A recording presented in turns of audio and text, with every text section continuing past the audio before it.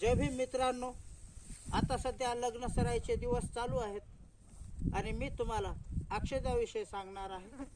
लग्नामध्ये अक्षदा तांदूळ किंवा पिवळी ज्वारी करून वापरणे ही पद्धत चुकीची आहे।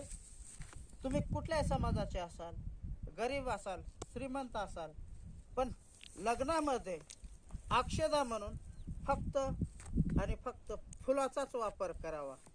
कारण ज्यावेळेस आपण ते धान्य अक्षदा म्हणून जे वापरले जाणारे धान्य ज्यावेळेस आपण अक्षदा टाकतो ते लोकांच्या पायदळी तुडवल्या जाते आणि ते पायदळी तुडवल्यामुळं त्यात अन्नधान्याचा अपमान आहे। त्याच्यामुळं आपण जे काही कामधंदा कष्ट करतो ते फक्त आपल्या गरजा पूर्ण करण्यासाठीच करत असतो।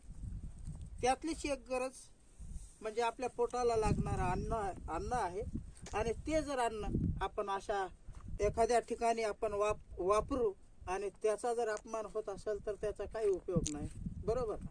त्याच्यामुळं आपण लग्न कुठल्याही पद्धतीने लावा, पण अक्षदा म्हणून फक्त आणि फक्त फुलाचा वापर करा। धन्यवाद। जय भीम।